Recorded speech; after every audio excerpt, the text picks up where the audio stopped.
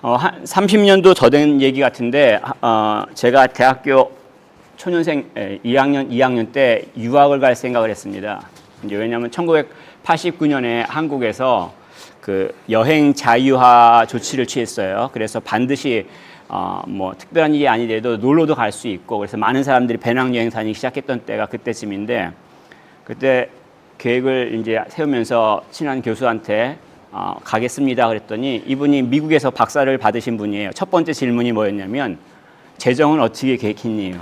그래서 본인이 공부를 했으니까는 잘 알았을 것 같아요. 그래서 저한테 그 질문을 했을 때 제 친구가 이민 가는데 그 집에서 제가 얹혀 살면서 뭐 일하면 되지 않겠어요? 그렇게 얘기를 했습니다. 그 얘기를 했더니 교수님이 아무 얘기를 안 하는 거야. 그다음부터 제가 오랜 시간 지난 다음에 느낀 게 뭐냐면 더 이상 말할 수 없는 계획을 갖고 내가 말씀을 드렸구나.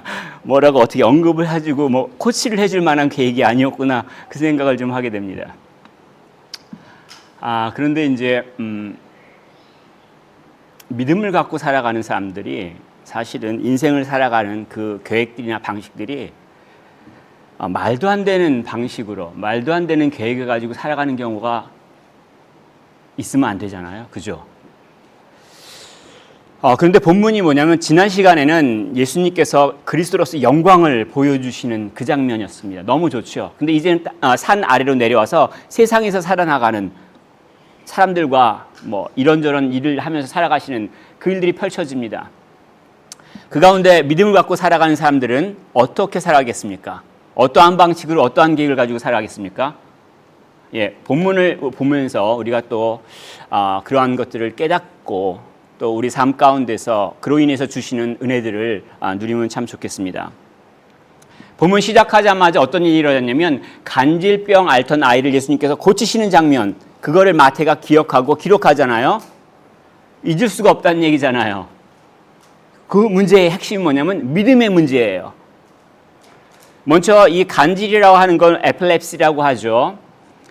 오늘날 같은 경우에는 어떻게 생각을 하냐면 뇌의 일부가 문제가 생긴 거예요. 그래서 뇌세포가 제대로 작동을 안 해요. 그래서 의식을 잃거나 경련을 일으키는 그런 일들이 발생하는데, 그래서 오늘날에는 그 세포를 찾아내서 핀포인트로 제거 수술을 하기도 합니다. 그래서 그 수술로 인해서 나은 사람도 있죠. 이게 오늘날 우리가 사실 간질을 바라보는 방식이고 이해하는 방식인데, 옛날에는 귀신 들렸다라고 생각을 했습니다. 그래서 마가복음에는 9장 20절에 귀신이 아주 격려를 일으키게 만든다라고 얘기를 합니다. 물론 오늘날 의학적인 방법도 관찰이지 그 이유를 설명하고 있는 건 아니에요. 그렇잖아요. 당시 사람들의 그 세계관을 통해서 그 문제까지 함께 이해하고 있다는 것을 이해할 필요가 있습니다. 그래서 헬라어도 마찬가지입니다. 세레니아주라고 하는 좀 어려운 단어를 썼죠. 이 세레니아라고 하는 게 달하고 관련돼 있어요. 그러니까 영어로 얘기하면 lunatic 아니면 moonstruck 이런 뜻이에요. 그러니까 달이 뜨면은 싹 변해가지고 이상한 소리 내고 이상한 행동하시는 분들 있잖아요. 그걸 이제 영어 표현할 때 lunatic이라고 표현합니다. 한국말로 때 미쳤다. 발작을 일으킨다, 뭐 이렇게 표현합니다. 주변에 혹시 그런 분들을 발견하시면 알려주십시오. 갑자기 있다가 이상한 말을 하거나 이상한 행동을 좀 하죠. 근데 어쨌든 간에 이게 의식을 잃기도 하고 경련을 일으키니까 자기 몸을 제어를 못하니까 어떤 일이 발생하냐면 고생을 많이 합니다. 만약에 물가 옆에서 다리 위를 건너가다가 간질이 발생하면 물에 빠질 수도 있죠. 밥을 하다가 불로 밥하고 있는데 갑자기 간절히 발생하면 큰일 나죠. 이걸 지금 이 아이가 어린 시절부터 고생을 해왔다라고 얘기를 하죠. 그래서 그 아버지가 도저히 그 아픔 때문에 예수님 앞에 나오는 거예요. 그 문제를 해결할 때 우리는 어떻게 합니까? 그 아픔을 해결할 때 자신의 능력이나 아니면 무엇을 의지할 수 있어요. 하지만 그걸 다 사용해도 안 된다면 당연히 주님의 자비하심에 호소하는 게 필요하죠.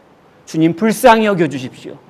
이 아버지가 자녀를 데리고 주님 앞에서 그러한 주님 불쌍히 여겨주세요 이렇게 간구합니다.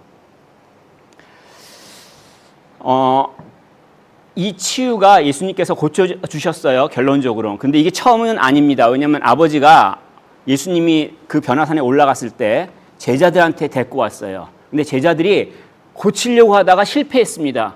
제자들이 실력이 없나요? 10장에 보면 예수님께서 제자들을 전도를 보내면서 귀신을 고치는 권세를 주셨어요. 그래서 실제로 제자들이 갔다 와서 오, 예수님 우리가 고쳤어요. 세상에 기도했더니 나았어요. 막 그런 걸 간증하잖아요. 그래서 사람들이 소문을 들었을 거 아니에요. 그러니까 당연히 제자들한테 와서 우리 아이 고쳐주세요. 그랬더니 고치질 못하네요. 무슨 일이 일어난 거죠?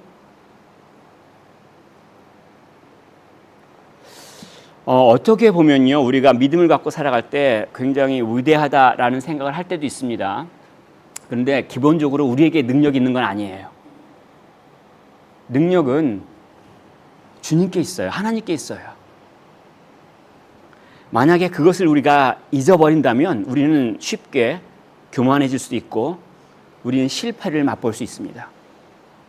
주님께 능력이 있다는 것을 주님께서 치유하는 방식을 통해서 가르쳐 주시죠. 귀신이 나가라. 그런데 귀신이 나와요. 도망갔어요. 말한다고 되나요? 우리 사람들이 아니란 얘기예요. 예수님의 말씀이 능력이 있다는 얘기예요. 빛이 있으라 하매 빛이 있는 것처럼 예수님께 그러한 능력이 있다는 것을 좀 발견할 수가 있습니다. 자, 이 모습을 본 제자들이 창피하니까 나중에 몰래 예수님한테 와서 물어봅니다. 아니, 왜 우리는 실패했죠?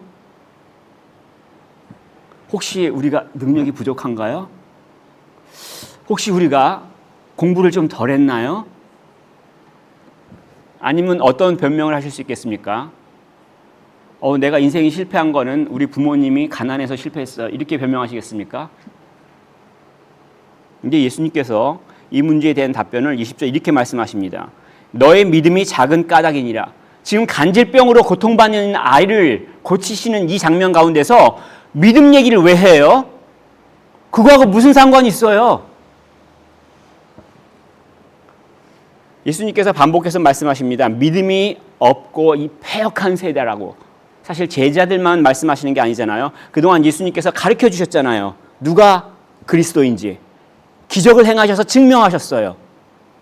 실제로는 그것을 가지고 세상에 가서 소식을 전할 때 제자들도 역사를 이뤘어요.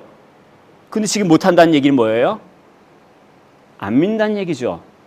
정말로 제대로 안 믿는다는 얘기예요. 예수님이 내가 얼마나 참아야 되니, 내가 너네랑 얼마나 함께 있어야 되니, 막 그런 말씀을 하실 정도예요. 근데 이게 인간의 본성이죠. 구약 성경에도 어떻게 합니까? 하나님께서 이스라엘 백성을 해방시키셔서 광야에서 40년을 함께 하셨어요.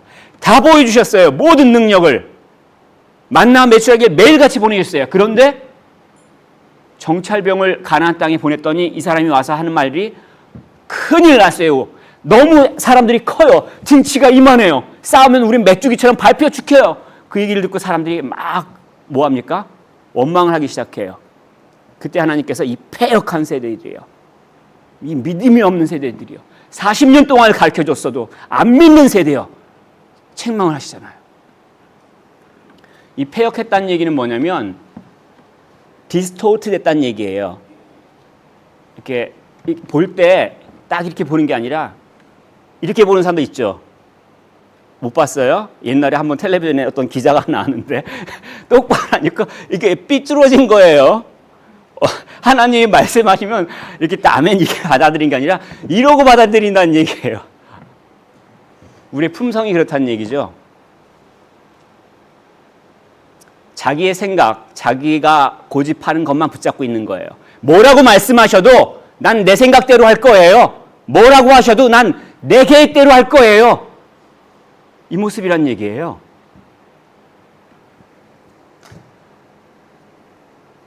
또 어떤 사람들은 오해합니다. 뭐 그런다고 믿음이 없겠어요? 그렇게 말해도 사실은 믿음은 있죠. 단지 좀 그게 일을 할 수 없을 정도로 작은 믿음 아니겠어요? 그런 사람들이 있습니다. 혹시 어떻게 생각하십니까? 여러분들의 삶 가운데서 변화가 없고 역사를 일으키지 못할 때 혹시 어떻게 변명하시나요? 저요, 믿음은 있어요. 그런데 크지 않아서 그래요. 그렇게 말하는 근거는 뭐냐면 나는 천국은 갈 거거든요. 하지만 내가 하나님 말씀을 제대로 듣고 싶지는 않아요. 그 얘기예요. 근데 예수님께서 본문에서 만일 너희에게 믿음이 겨자씨 한 알만큼만 있어도 산을 옮긴다라고 말씀하셨잖아요. 굉장히 작은 씨앗이에요. 바람 불면 훅 날아갈 정도로 작아요. 쌀보다도 더 작아요.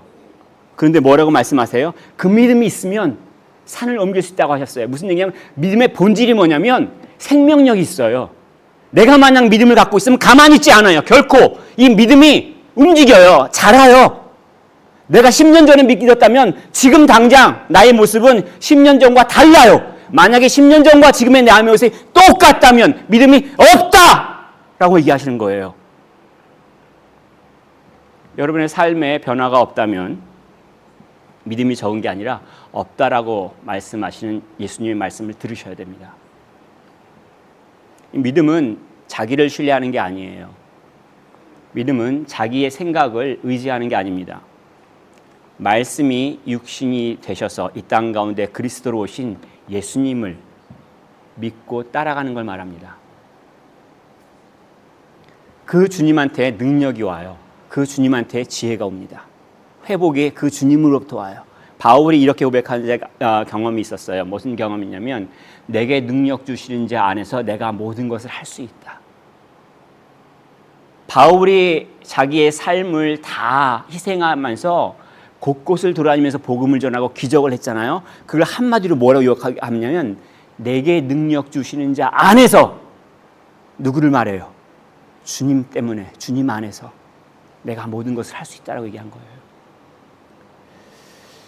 물론 어떤 사람들은 산을 옮길 것이다라는 이 표현 때문에 자기의 믿음이 없다라는 걸 인정하지 않고 작다라고 계속 우기는 사람들이 있습니다. 근데 이거는 사실은 관용 어구입니다. 우리 영어 할 때 많이 배웠잖아요. fantastic. 그럼 진짜 그게 뭐 fantastic 한 거 아니잖아요. 영어 공부하신 분들 아시잖아요. 영국 사람들이 fantastic 하면 그게 정말 환상적이고 아름답다가 아니라 뭐 좋아 보이네. 이 정도를 갖다가 그 어법으로서 이렇게 표현한 거예요. 산을 옮긴다는 것도 유대인 어법입니다. 무슨 얘기냐면 내가 생각했을 때 할 수 없어. 그런데 이거를 하는 거를 산을 옮긴다고 해서 이사야 선지자가 하나님께서 장차 이루실 일들을 설명하면서 표현하기도 합니다. 무슨 얘기냐면 우리가 할 수 없는 일들을 할 수 있다는 얘기예요. 우리의 능력, 우리가 태어난 그 수준, 그것들을 뛰어넘는 일들이 벌어진다는 얘기예요. 믿음을 갖고 살아가는 자들에게 있어서 그런 일이 발생한다는 얘기입니다. 이 사건을 마가복음에서는 어떻게 설명을 하고 있냐면 이르시되 기도 외에 다른 것으로는 이런 종류가 나갈 수 없느니라. 예수님께서 그 말씀하셨어요. 예수님께서 지금 마태복음에서는 믿음이라는 걸 말씀하셨지만 마가복음의 저자는 기도라고 설명하고 있어요. 똑같아요. 누구를 믿는 거예요? 예수님을 믿는 거잖아요. 그러면 예수님을 믿는 사람들은 예수님께 간구하는 거예요. 예수님께 알리는 거예요. 힘들어요. 도와주세요. 주님 어떻게 할까요? 주님한테 말해야 되잖아요. 기도하잖아요. 기도하지 않으신 분들 생각해 보셔야 됩니다. 만약에 내가 예수 그리스도를 믿는다면 기도를 안 할 수가 없어요. 물론 또 어떤 사람들은 기도해도 뭐 변화가 없는데요. 아니면 기도해도 안 주실 것 같아요. 그런 사람들이 있습니다. 근데 그 사람들은 그렇게 생각하는 근거가 뭔지 잘 보셔야 돼요. 자기가 여태까지 살아온 환경이 판단의 근거예요. 자기가 만난 사람들의 근거예요. 심지어는 자기의 성품이 근거예요. 기도해도 얻지 못한다고 하는 것들은 그것들을 반영하는 거예요. 하나님은 우리랑 달라요. 하나님은 우리 연약한 인생과 달라요. 그래서 성경의 모든 사람들이, 믿음의 사람들이 하나님은 신실하시다, 하나님은 신실하시다 이런 고백을 하잖아요. faithful하다는 얘기가 뭐예요? 하나님께서 말씀하시면 지키신다는 얘기예요. 천년이 흘러도 지키고요. 어떠한 형편 가운데서도 말씀을 지키신다는 얘기예요. 시편 126편에 5절에 이런 말씀이 있습니다. 눈물을 흘리며 씨를 뿌리는 자는 기쁨으로 거두리로다. 혹시 이거 무슨 얘기를 하는지 이해가 되시나요? 농부들이 봄에 씨 뿌리면 가을에 곡식 거둔다. 이것만 생각하시는 거 아니죠? 물론 이러한 농경 문화의 배경으로 설명을 하고 있지만 지금 이 시편 126편은 무슨 노래냐면 바벨론에서 포로로 잡혔던 이스라엘 백성들이 고향 예루살렘으로 돌아오면서 해방의 기쁨을 노래하는 거예요. 하나님은 신실하십니다. 하나님 신실하십니다. 우리를 드디어 고향 땅으로 보내주시니 하나님 신실합니다. 이 찬양이에요. 근데 여기서 언제 이스라엘 사람들이 눈물을 흘리며 씨를 뿌렸습니까? 무엇을 말하는 거죠? 바벨론 그발 강가에서 눈물을 흘리면서 기도한 걸 말하는 거죠. 성전에서 예배드릴 수 없는 그 포로의 신세를 그발 강가에서 사람들이 모여서 말씀을 읽고 슬퍼하며 하나님께 탄원한 걸 말하는 거죠. 그 눈물을 흘린 것들 하나님께서 들으시고 약속하신 대로 백성들을 회복시키는 것, 그날을 우리가 봤습니다. 그러면서 찬양하는 거예요. 치유받는 것, 회복되는 것, 이건 믿음의 문제라는 얘기입니다. 우리가 하나님의 형상으로 회복되는 것, 믿음이 필요해요. 하나님께서 만드신 그 하나님 나라에 우리가 참여하는 것, 그 하나님 나라의 기쁨을 우리가 누리는 것, 믿음이 필요하다는 얘기예요. 또 특별히 그 믿음을 갖고 하나님을 섬기고 또 사람들을 섬기는 자들 가운데 힘들어하는 사람들 기억하십시오. 능력이 우리에게 있는 게 아니라 주님께 있다는 사실. 그래서 그 주님께 간구하면서 은혜를 간구할 때 또 채워주신 것을 경험하리라 믿습니다. 그런데 이러한 가르침을 예수님께서 이렇게 아이를 고쳐주면서 하셨는데 제자들은 인상 확 써요. 22절부터 23절에 보면 제자들이 근심했다라는 얘기가 있습니다.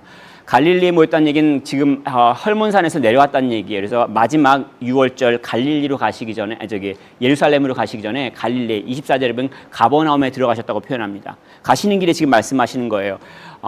예수님께서 고난을 당하시고 죽을 것이다. 그리고 부활할 것이 또 우리 가르쳐 주셨는데 여기 한 가지 더 추가된 게 뭐냐면 22절에 보면 사람들의 손에 넘겨졌다라는 표현이 있는데 이건 이제 배신당했다는 얘기죠. 유다가 배신했다라는 그런 의미도 있고 이스라엘 사람들이 메시아를 기다려줬어요. 여태까지 하나님 메시아를 보내주세요. 그리스도를 보내주세요. 우리를 이 형편 가운데서 구원할 자를 보내주세요. 그래서 하나님께서 보내주셨더니 사람들은 메시아 아니네. 팔아. 배신했다는 얘기예요. 근데 이게 처음이 아니잖아요. 베드로가 예수를 그리스도로 고백한 16장 21절 그 장면에서 가르치셨던 내용이에요. 지금 예수님께서 내가 그리스도로서 고난당하고 죽고 부활할 것이다 가르쳐 주셨고 또다시 지금 변화산에서 내려오시면서 갈릴리 가버나움에서 내가 죽고 고난당하고 그리고 부활할 것이다 가르쳐 주셨어요. 왜 이렇게 또 반복해서 가르칩니까?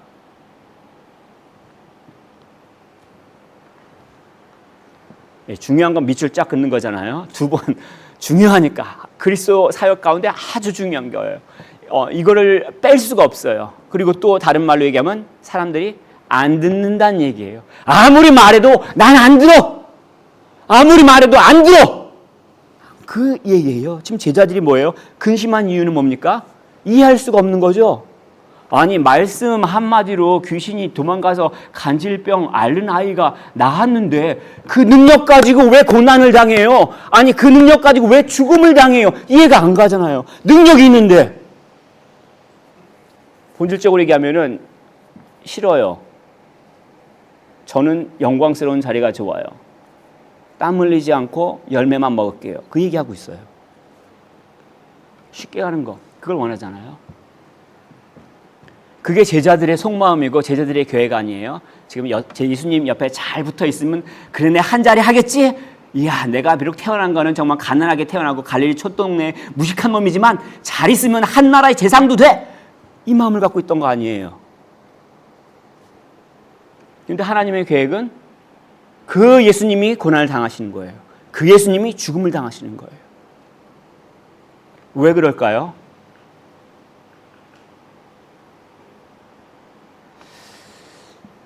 죄값을 치르시기 위한 거죠. 내가 잘못한 대가를 받으시는 거예요. 공의를 세우시기 위한 거예요. 정의, 저스티스를 세우시기 위한 거예요. 하나님은 사랑의 하나님이시지만 동시에 공의의 하나님이에요. 죄를 지었으면 당연히 죄값을 치르는 거예요. 법을 어겼으면 당연히 처벌을 받는 거예요. 안 받으면요. 좋은 거 아니에요? 좋은 게 좋은 거? 근데 놀랍게도 만약에 이런 정의가 확립되지 않으면요. 내가 좋다라고 생각해도 이 좋아하는 마음이 평안하지 않아요. 혹시 내일 갑자기 나를 때리지 않을까? 혹시 내가 모르는 사이에서 나를 괴롭히지 않을까? 이 두려움이 있어요. 왜냐하면 봤거든요. 정의가 지켜지지 않는 걸. 잘못한 자들이 죄를 받지 않는 것을 알아요. 자기 마음대로 괜찮다고 얘기를 해요. 그럼 자기 마음대로 내가 언제 고통받을지 어떻게 알아요? 그 세상 가운데 살아갈 수 있어요? 거기가 바로 천국이라고 말할 수 있어요? 하나님께서 세우시는, 예수님께서 세우시는 그 하나님 나라가 정의가 없는 사회가 될 수가 있어요? 아니란 얘기예요. 그래서 하나님께서는 이 부활을 또 약속하셨잖아요. 죄에 대해서 승리하는 것, 죄의 문제를 완전히 해결하는 것, 죽음을 무력한. 그래서 지금은 고통 때문에 눈물을 흘리고 지금은 내가 아파하지만 회복시켜 주셔서 그 영원한 평화의 나라 가운데 살아갈 수 있다는 것들을 증거로서 보여주시고 있어요. 자, 주님이 계획을 밝혔습니다. 근데 제자들은 다른 생각을 해요. 자, 주님께서 계획을 밝히시고 제자들은 다른 생각을 합니다. 어떤 걸 택해서 실행해야 됩니까? 주님의 계획을 아니면 제자들의 생각을? 제가 질문한 게 바보 같으니까 대답을 안 하고 있는 거죠? 동의합니다. 당연히 주님이 계획을 이루셔야 되지 않겠습니까? 그래야지 정의로운 세상, 그래야지 사랑이 넘치는 세상, 거기가 만들어지고 내가 그 가운데 살아갈 수 있는 거 아니에요? 주님이 계획이 이루어지길 원하는 것, 그게 바로 그리스도인들의 모습 아니겠습니까? 여러분들은 어떻습니까? 계속해서 예수님께서 기적을 행하면서 예수님을 믿어야 되는 것, 또 예수님의 계획을 신뢰할 수 있는 것들을 설명하고 있습니다. 바로 물고기 입에서 한 세계를 건지셔서 세금 문제를 해결하시는 장면 가운데 그렇습니다. 많은 사람들이 이걸 그냥 기적이라고 생각하긴 합니다. 그럴 수가? 가능할까? 뭐 그런 것만 생각을 해요. 자, 근데 먼저 이 본문을 들어가면 반세기를 받는 자들이 등장하죠. 가버나움이 바로 그 갈릴리 북쪽에 있어서 교통의 요지라고 말씀을 드렸습니다. 그래서 로마 군인도 주둔해 있고 세관도 있고, 근데 그 세관뿐만이 아니라 별도로 성전세를 거는 자들이 있는 거예요. 이 반세기라는 건 뭐냐면 출애굽 때 애굽에서 구원받은 이스라엘 백성들이 시내산에서 머무른 적이 있어요. 그때 하나님으로부터 십계명을 받기도 했지만 그때 인구조사를 했습니다. 인구조사를 해서 성인 남자들이 반세계를 냈어요. 왜냐하면 생명을 구원하신 그 대가로 감사합니다라는 그런 의미로 출애굽기 30장에 남자의 수를 세서 반세계를 낸 기록이 나옵니다. 이것이 이스라엘 역사를 통해서 어떻게 발전되냐면 이스라엘 남자는 해년마다 그 구원받을 때, 그러니까 6월절 봄이죠. 그때 이 반세기를 내서 성전으로 냅니다. 그럼 성전에서 그걸 거두어서 제사도 지내고 성전 유지도 하는 그 비용으로 사용을 하죠. 근데 본문에 보면은 투 드라크마라고 써져 있습니다. 영어 성경에. 그 얘기는 뭐냐면은 원래 헬라 성경이니까 당연히 그렇죠. 그러니까 당시에 그쪽 지역에 그리스 화폐가 유통됐다는 것을 알 수가 있습니다. 로마 제국이 그 지역을 장악하기 이전에 알렉산더 대왕의 그 군대로부터 그 장군으로부터 그 지역이 점령돼서 당시에 로마 화폐가 그리스 화폐가 사용됐습니다. 근데 이 투 드라크마가 뭐냐면 일꾼이 일을 이틀 동안 한 값이에요. 그러니까 원 드라크마가 하루 동안 일한 값, 그러니까 원 데나리하고 똑같습니다. 로마 화폐 데나리하고 그리스 화폐 드라크마하고 1대1이에요. 유로나 우리 파운드 하나 똑같은 것처럼 비슷한 가치처럼. 자, 근데 여기서 문제가 생기죠. 무슨 얘기냐면 성전세를 내야 되는데 이 드라크마가예요. 성전에서는 셰켈을 써요. 그러면 여기서 환전이 일어납니다. 환전상이 있어요. 환율이 발생합니다. 이게 경제계에서 잘 모르시는 분들이 있을 텐데 어쨌든 간에 비즈니스가 발생한다는 얘기예요. 지금 여기서 예수님 보고 왜 성전세 안 내요? 라고 말한 사람들 속을 뒤집어 보면 지금 자기가 돈을 긁으려고 한다는 얘기예요. 돈을 모으려고 한다는 얘기예요. 자기의 유익을 위해서 지금 예수님 앞에서 왜 그러세요? 라고 얘기를 하고 있다는 얘기예요.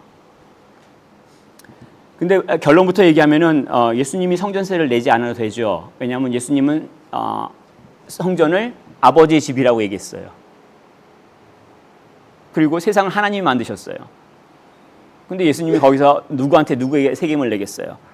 그래서 질문을 합니다. 25절에 보면 야 왕국에서 누가 책임을 내냐? 그러니까 베드로가 바로 백성들이 냅니다. 이게 좀 너무 당연한 얘기인 것 같은데 오늘날에는 우리가 국민으로서 세금을 내는 게 당연한 그 의무잖아요. 그런데 옛날에는 세금을 안 내는 사람도 있었어요. 왕자, 공주.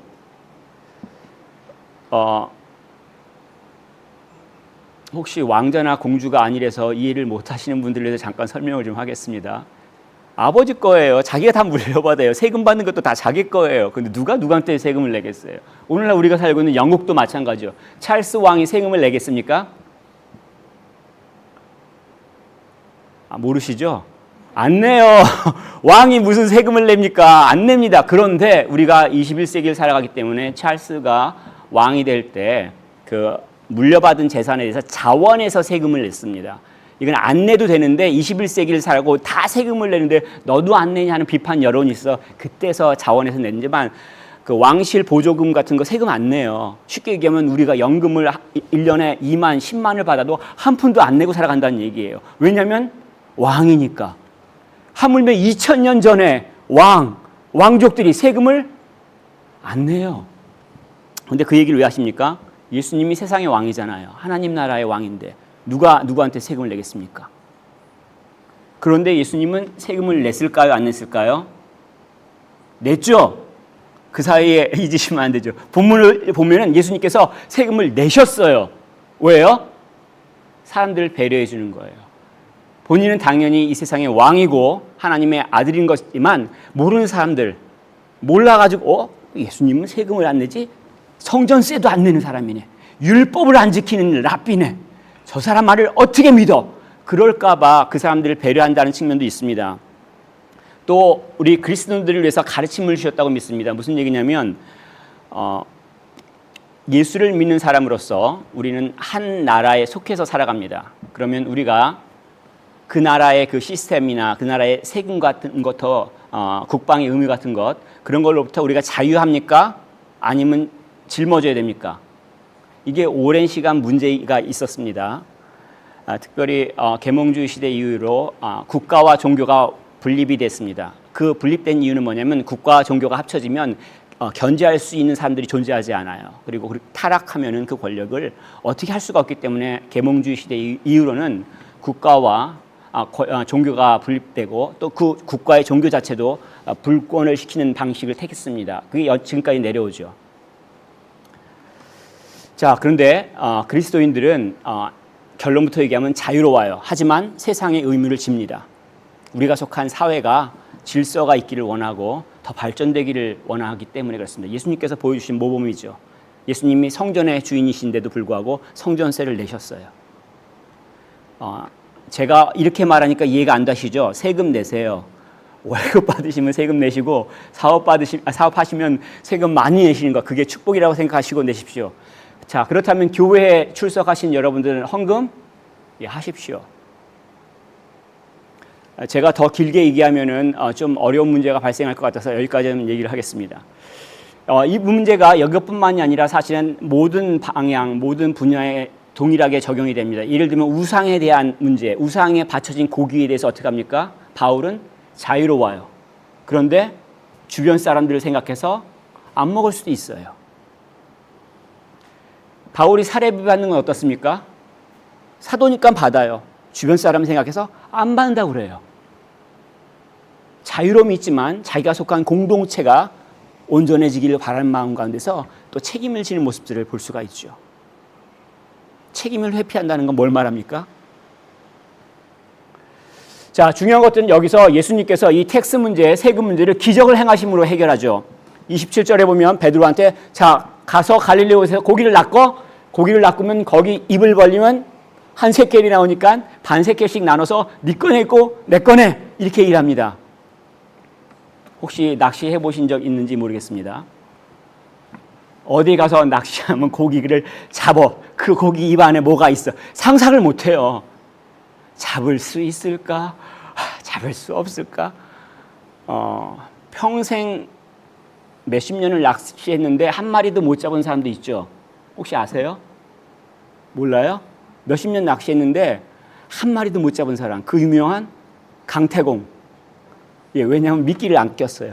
미끼를 안 껴서 낚시를 못했죠. 근데 지금 여기서 한 드라크마는 뭐냐면 그리스 화폐를 말합니다. 그리스 화폐 중에서 스타테르라고 하는 화폐가 있는데 은화예요. 요게 한 shekel에 해당합니다. 그래서 어쨌든 환전해가지고 베드로 거 예수님 거 냈는데 왜 굳이 이런 방식으로 예수님은 세금을 하셨습니까? 자, 헌금 걷자. 자, 우리 급하니까 헌금 여기서 거둡시다. 그렇게 하실 수도 있잖아요.